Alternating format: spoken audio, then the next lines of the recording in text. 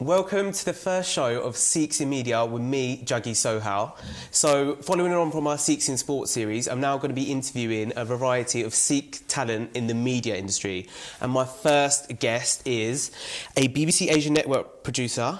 She's the author of Desi and Desire, and she recently featured in the Sikh Network's 350 Women in Sikh. Amrit Matharu.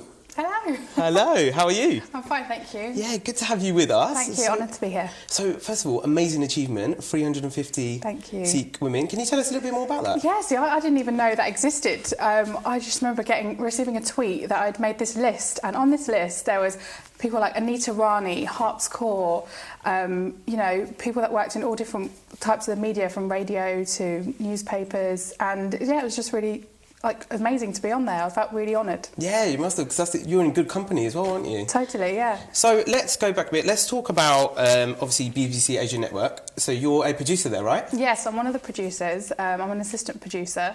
And I joined the Asian Network actually as an intern. Right, okay. So previous to any radio, I used to work in London, in the city. I was doing lots of internships in magazines and newspapers and trying to forge a career in the media. And I always thought writing was the route that I wanted to take. Yeah. I had no idea that I could work in broadcast. And oh really? So that wasn't the goal initially? No, I always felt like, so I'm from Northamptonshire, a really rural town, and I always I've always wanted to work in the media. It sounds so cliche, but I've always wanted to do it, but just thought it was too out of my reach. At university, I knew people that were doing journalism and stuff, and I thought it was so specialist, and I could never get into it.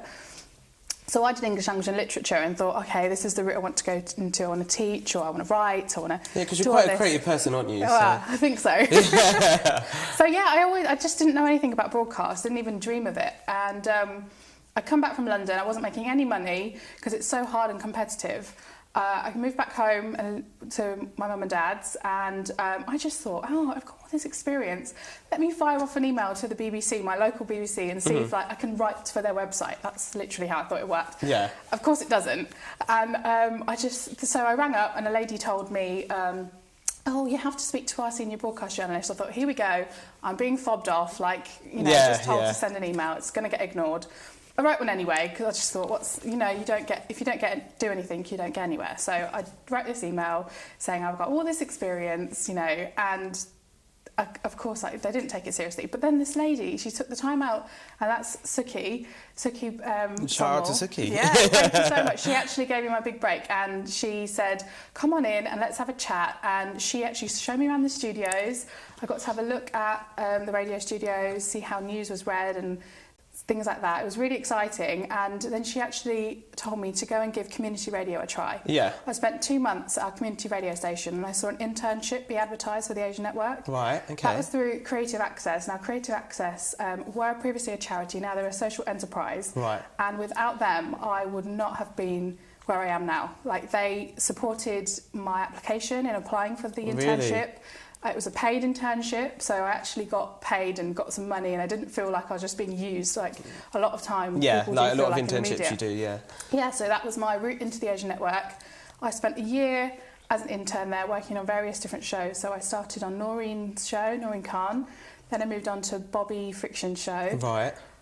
Was part of the launch of Guz Khan's new show. So he was a new talent that brought to the network, from being an online comedian to radio presenter.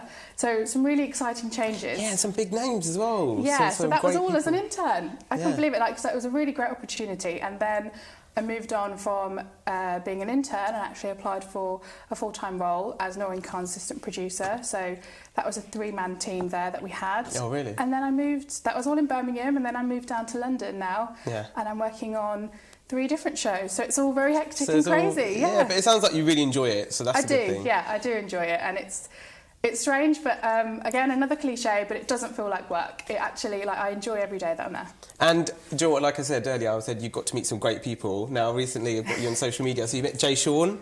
Yeah, you do get to meet some crazy And people. you featured on Superwoman. So Superwoman is Lily Singh, and she's got a series, she's a big YouTuber, she's got a series of vlogs, and you made it onto her vlog, didn't you? And as soon as you said that, that's why I put my water down, because I only made it to her vlog because I spilt her hot chocolate. So sorry, Lily. But she said it was fine. She's really lovely. So you said a bit about initially how you first started out in the city and, you know, you weren't really earning much. Yeah. And how was that a bit of a struggle? Was that how?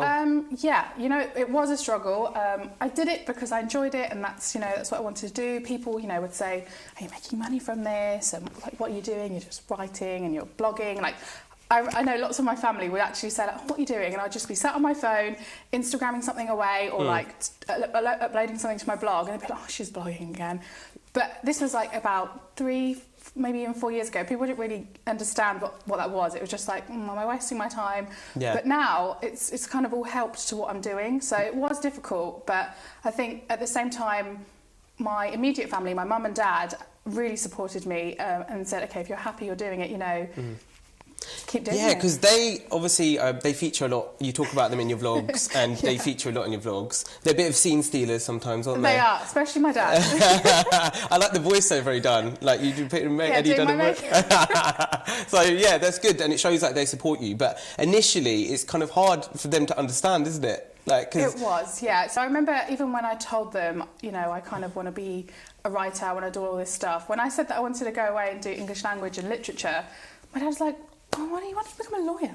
You know, and I was like... The traditional Indian careers, eh? Then I was like, okay, I did give it a try and think, okay, this is, you know, maybe I should take the professional route, you know, because I was never going to become a doctor. I was never any good at maths, so I wasn't going to do any of that. And, you know, business, no, that was all out the window for me. I just wanted to do what I enjoyed. And so, yeah, you know, I kind of tried to please them at the same time, but then when they saw that I actually had such a passion in this and really wanted to do it, I think... That's good that you just went for it. That's good that you just, you know, you set your have mind to, and you know, sacrificed all that kind of initial, you know, like when your friends are earning in the city, and that can be quite... Yeah, I remember leaving university, all my friends had graduate schemes and getting company cars. I was living at home with my parents, owned a second-hand car, and wasn't getting any money. But you know what, I felt happy as a person. I knew I was doing something I enjoyed, and eventually hoping that I got a job, you know, that I would be happy in doing it. There's that saying, isn't there, that you work more hours at work than you do doing anything else. So you should enjoy like what you do, and I, you know, touch wood, can actually say that. Yeah, and now your parents have got something to kind of say as well, you know, like after all that hard work, and like, and she's you know, not just sitting at home on the laptop. No, BBC the Rich come do it. So they are very proud, and I'm really happy that I can make them proud. So one particular vlog I want to talk about, because obviously I've done research and looked through all your blogs and stuff, and that was about Did you subscribe? Yes, I did subscribe. So now I think you got like nearly 200. Maybe. And yeah, so it was like caring for your elders, life without your parents. So can you tell us a little bit about that? So yeah, for anyone that does watch my vlogs, I'm very much about my family and keeping them all in the loop, because everything I do, I just try to involve them, and they're a part of it. You know, if I'm working on something, I'm making a video, I'll come downstairs and my grandma will be sat there watching me do it, or you know, ask my dad, like, what do you think of this? And then I just try to involve them, because I think it's me as a person and how I am. I'm very bubbly and like love my family. They're a massive part of my life, so I want to showcase that. And so recently my mum and dad went away. Every year we normally go to India to do a charity mission with the Sikh Union in Coventry. Right, okay. And so mum and dad went away. Fortunately this year I couldn't go.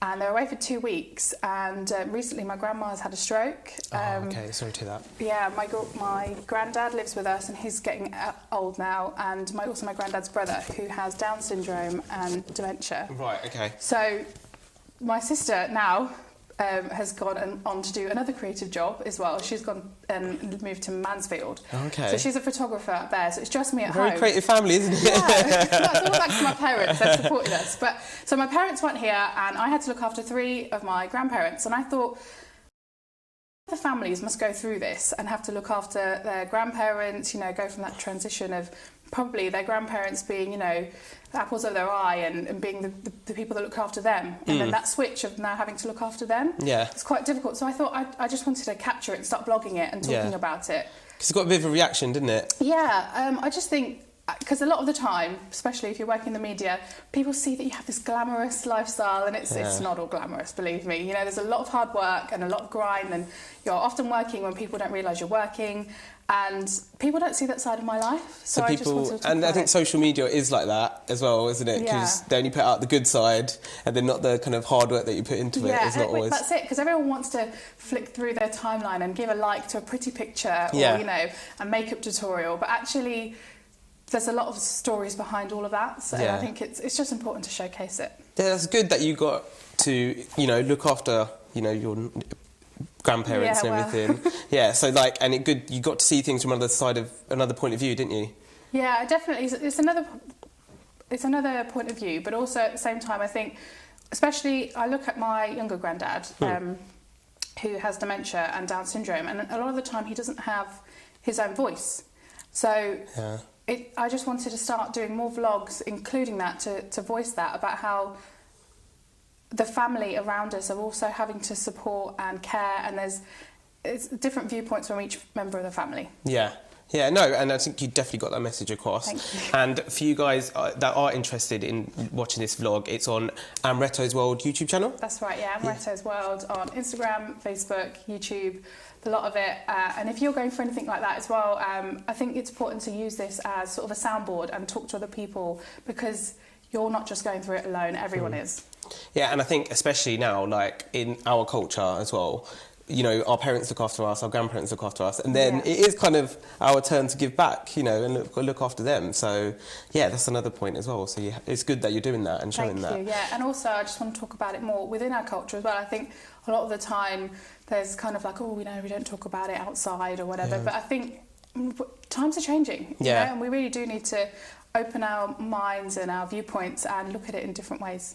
Yeah, but is it hard putting yourself out there? So, you know, because you are essentially, you know, putting yourself out there, and you're essentially, you know, family stuff is, you know, out there. And was it a hard decision to make that? Yeah, I remember having a conversation with my cousin actually, and I said, you know, I'm just going to do this. And she was like, are you sure? Like, you know, what's your mum and dad going to say, kind of thing? And I was like, you know what?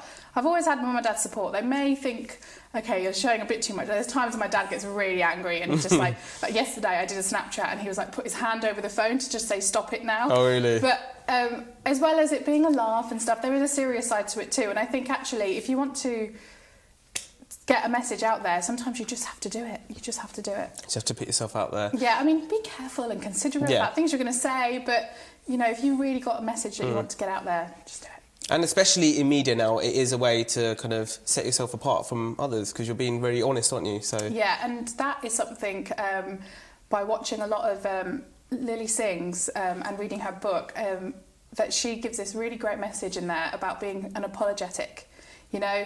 Don't worry if you've got a spot, or, you know, you're overweight, or, you know, you don't have the perfect hair or anything. Just, you know, be you and love yourself for it. Yeah, no, and that is a good message. Yeah, definitely. So, as well as, you know, producing and vlogging, you also an author. So, Desi and Desire is her book. So, please, can you tell us what can we expect from this? Okay, so this is actually my dissertation that I wrote at university. Right. Okay. At the time, so growing up in Northampton, you know, there's now a growing population of an Asian community there.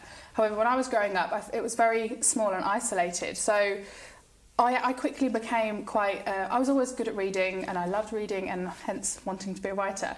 So being a lover of books, you know, I read a lot. So a lot of the time when I was younger, I was reading things like Jacqueline Wilson and Roald Dahl.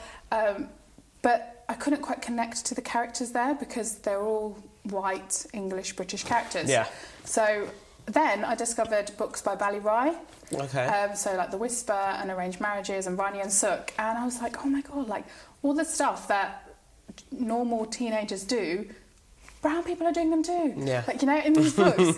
And so I quickly became like really in love with British Asian literature. So at university, it was only right that I did a dissertation on British Asian literature, and these books are by an author called Nisha Minhas, and they're romantic sort of chick lit kind of novels, but within them I noticed there's like these themes that highlight identity. Right. Okay.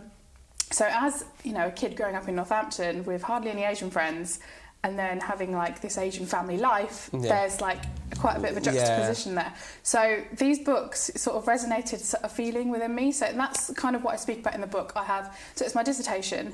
I've critiqued sort of the themes in there. So around food and culture, and relationships, and romance. So it's a really interesting read. Although it's an academic book, it's a really easy read. So please do read it and order it on Amazon. Yeah, no, definitely, and let her know what your thoughts are on it. Thank you. Yes, please. Yeah, just tweet me or use the hashtag Desi and Desire, because I'm also doing a social media campaign. Yeah, because I was going to say that it looks really, really cool. So I've seen Thank you.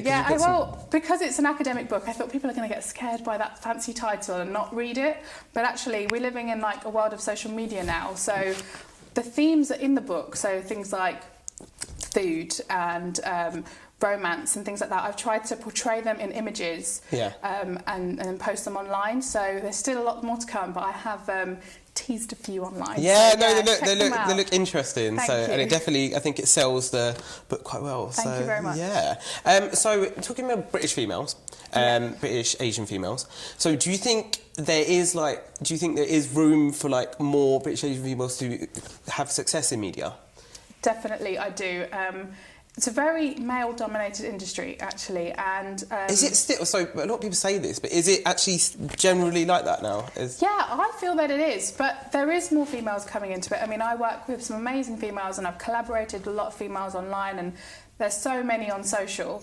But I do feel that there needs to be more females in the media, and especially with a voice. Times are changing. We're in the 21st century, and I think we can only change that by getting more females into the industry. And what do you think they can do, especially like coming from an Asian background? It's not the media's not the traditional Asian career, is it? Like you mentioned, lawyer and doctor and everything. What can they do going forward to like pursue that?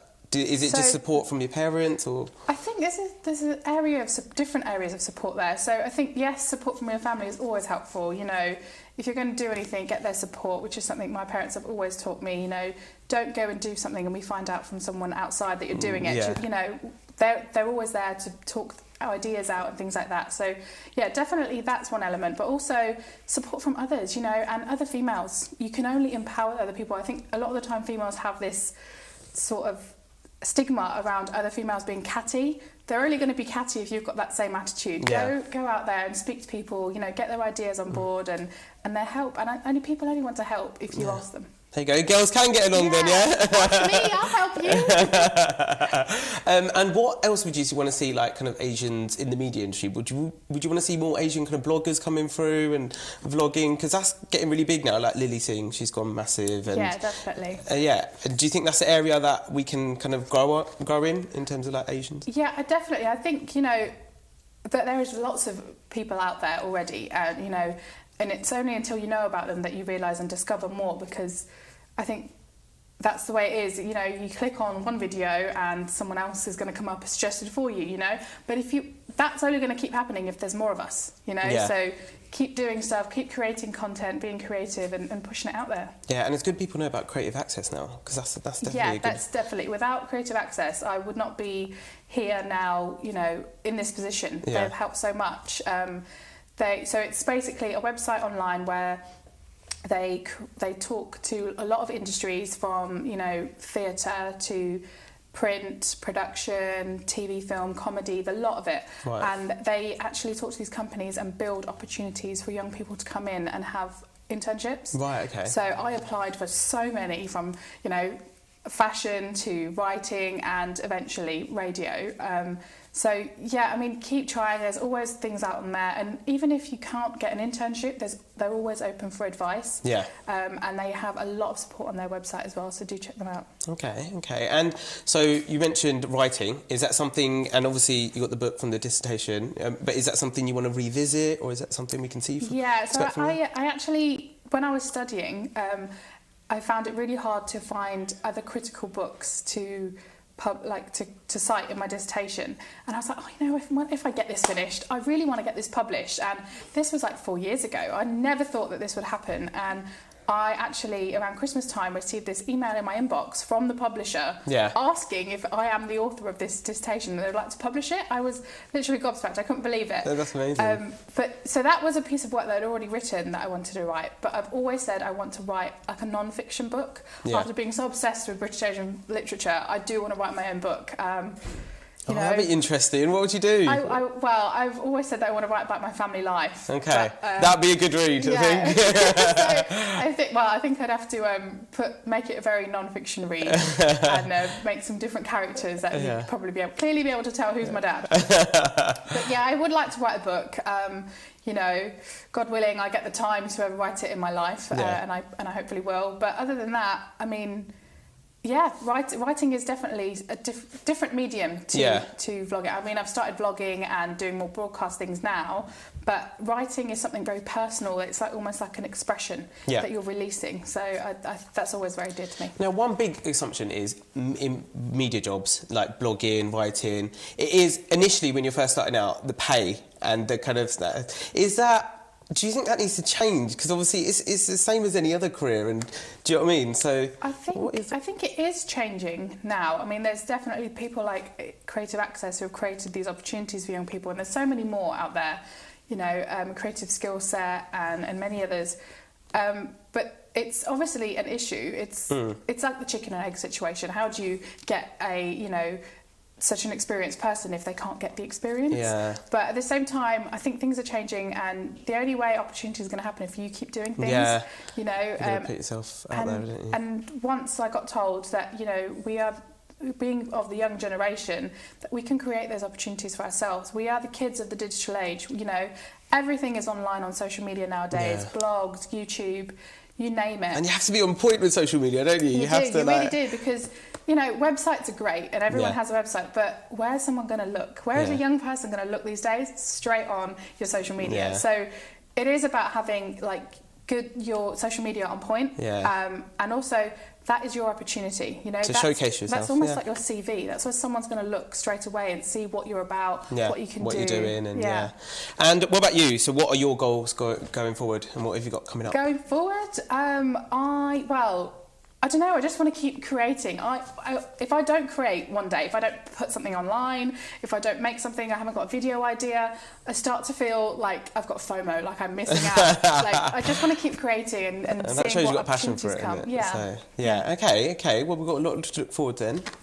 And also that I haven't finished with the campaign for Desi and Desire. So there's a lot more videos and things to come out, even a song. Oh, okay. A little teaser there. So you heard it here first, but keep an eye out for that because there's a lot more coming. And lastly, what advice can you offer to the youth of today that want to pursue careers in media? What advice? I think I've already touched on it actually a little bit. The only thing I would say is just keep doing it. When I thought writing was the only thing I wanted to do, a really famous writer and journalist, actually, Satnam Sanghera, had told me, if you want to write, you just got to do it. And I think that's quoted by someone, I don't know who, but he did quote that, and he said, if you want to write, just write, and if you want to make films, film. If you want to present, present. If you want to do, opportunities are hard to find, but there's nothing stopping you from going out there and doing it. Awesome sound advice there. Thank you so much for your time. Thank you. And coming on. Good luck with all the opportunities and everything you're doing at the moment. And I hope you guys enjoyed today's edition of Sikhs in Media. There's plenty more to come from the show right here on the Sikh channel. See you guys next time.